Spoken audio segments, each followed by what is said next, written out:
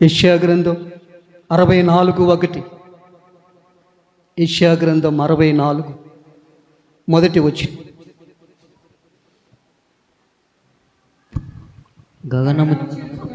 గగనము చీల్చుకొని నీవు దిగి వచ్చేదవు గాక, నీ సన్నిధిని పర్వతములు తత్తరిల్లును గాక. చదవండి. నీ శత్రువులకు నీ నామమును తెలియచేయుటకై అగ్ని గచ్చ పొదలను కాల్చు రీతిగా, అగ్ని నీళ్లను పొంగ చేయు రీతిగా నీవు దిగి వచ్చేదవు గాక. చూసారా, నీ బాధను వినేవాడు మాత్రమే కాదు, నీ బాధను చూచేవాడు మాత్రమే కాదు.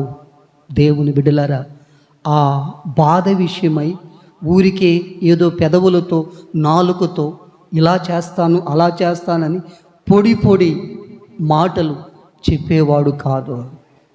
ఆయన నీ విషయమై దిగి వస్తాడు. హల్లెలూయా. గగనము చీల్చుకొని ఆకాశాన్ని తెరచి తిన్నగా నీ విషయమై కార్యము చేయుటకు ఆయన దిగి వస్తాడంట.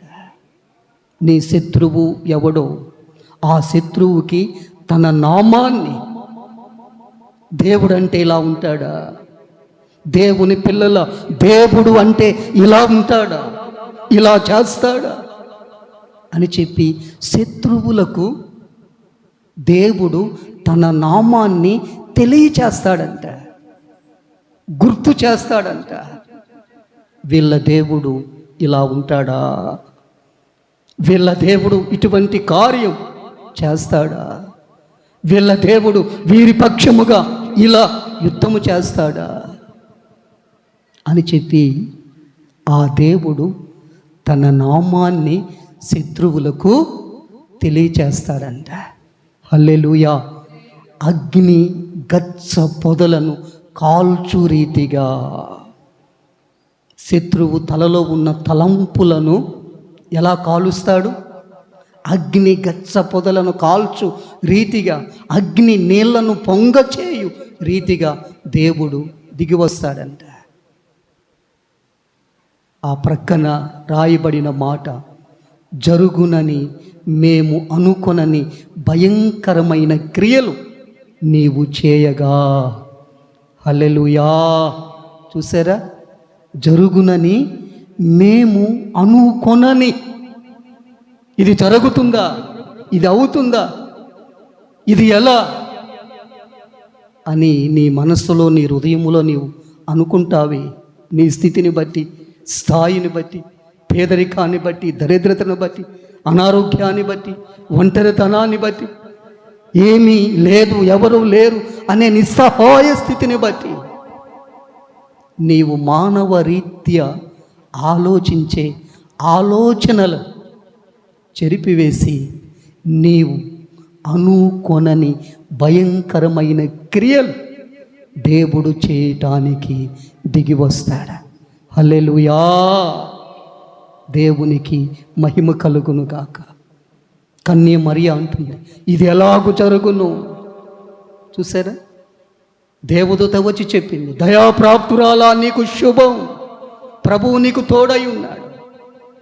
విషయమంతా విన్న తరువాత ఆ మరియ అంటుంది, ఇది ఎలాగూ జరుగును అని చెప్పి బైబిల్లో దానికి సమాధానం, సర్వోన్నతుని శక్తి నిన్ను కమ్ముకుంటుంది. ఏ శక్తి అది? మామూలు పొగ కాదు, ఏదో మేఘము కాదు, మబ్బు కాదు, ఏదో వంటలు వండేటప్పుడు వచ్చే పొగ కాదు. సర్వోన్నతుని శక్తి, సర్వశక్తిమంతుడైన దేవుడు. శక్తి చేత కాదు, బలము చేత కాదు, నా ఆత్మ చేతని ఇది జరుగునని చెప్పినటువంటి ఆ దేవుని శక్తి నిన్ను కమ్ముకుంటుంది. ఆ శక్తి అనుకొనని కార్యాలు చేస్తుంది. కాబట్టి దేవుని బిడ్డలారా, ఆ రోజు ఇశ్రాయేలు ప్రజల బాధను చూశాడా. దేవుడు అన్నాడు, నిశ్చయముగా మీ బాధను నేను చూశాను. రెండవది, పనులలో మిమ్మల్ని కష్టపెడుతున్నారు, మీరు పెట్టిన మొరలు నేను విన్నాను. మూడవది, మీ దుఃఖములు నాకు తెలిసే ఉన్నవి. ఈ మాటలన్నీ ముందుగా దేవుడు ఇశ్రాయేలు ప్రజలతో చెప్పలేదు. ఇక్కడ జరుగుతున్నది ఒక తంతు, కానీ దేవుడు ఎక్కడ ప్రత్యక్షమయ్యాడు, ఎక్కడికి దిగి వచ్చాడు? 40 సంవత్సరాలు ఒకనికి అరణ్యములో దేవుడు తర్ఫీదు ఇస్తున్నాడు. మోషే ఎన్ని సంవత్సరాలు? 40 సంవత్సరాలు కను మరుగై, కానరాకుండా చేతి నీడలో కప్పిపెట్టి ఒక చోట దాచి అరణ్యములో అలా వదిలి, ఒక పిచ్చివాని వలె వెర్రివాని వలె అలా చేసినట్లుగా కనపడుతున్నటువంటి వ్యక్తికి తర్ఫీదు ఇస్తున్నాడు.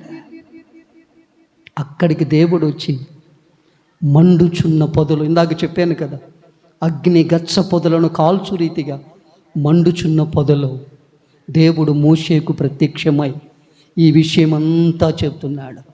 నేను అబ్రహాము దేవుణ్ణి, ఇస్సాకు దేవుణ్ణి, యాకోబు దేవుణ్ణి. ఇదిగో నా స్వరమునికి వినపడుతుంది.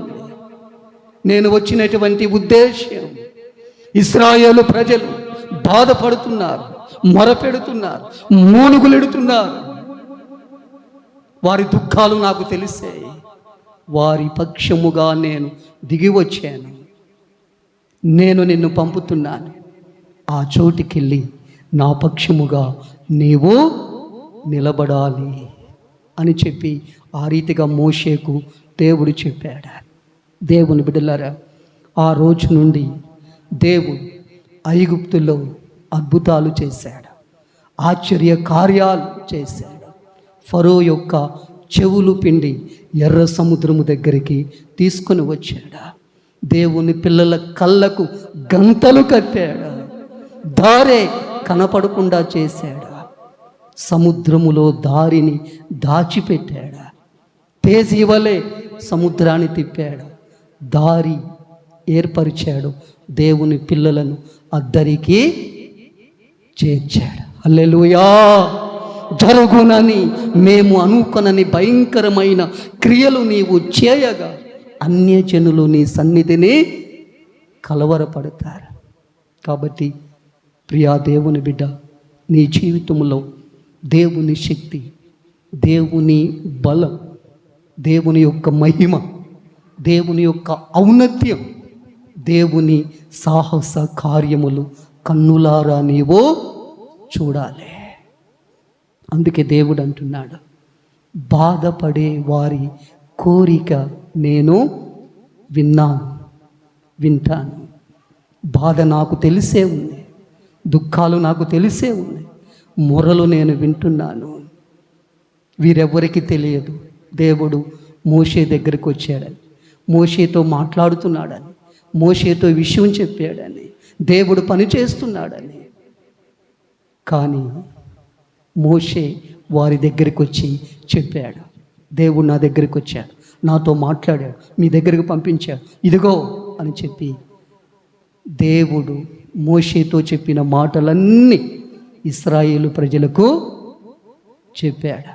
దేవుని బిడ్డలారా, అప్పుడప్పుడు మన జీవితంలో మనం ఎంత ప్రార్థన చేసినా, ఎన్ని పాటలు పాడినా, ఎంతగా దేవుని సన్నిధికి వచ్చి పోతున్నా, దేవునిలో సంవత్సరంలో తరబడి అలా మనం మరి భక్తి చేస్తున్నా, దేవుని దగ్గర నుండి ఏ ఉలుకు పలుకు ఉండదు.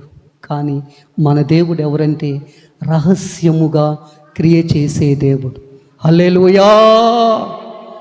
మోషే దగ్గరకు వచ్చిన సంగతి ఇశ్రాయేలు ప్రజలకు తెలియదు. కానీ దేవుడు వచ్చాడా రాలేదా? పని చేస్తున్నాడా లేదా? పొద మండిందా లేదా? మోషేతో మాట్లాడా లేదా?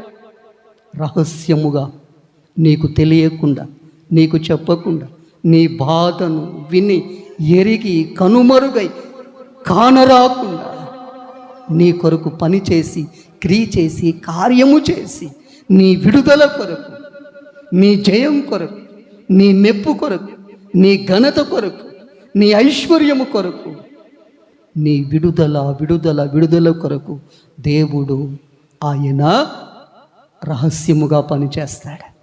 హల్లెలూయా. దేవునికి మహిమ కలుగును గాక.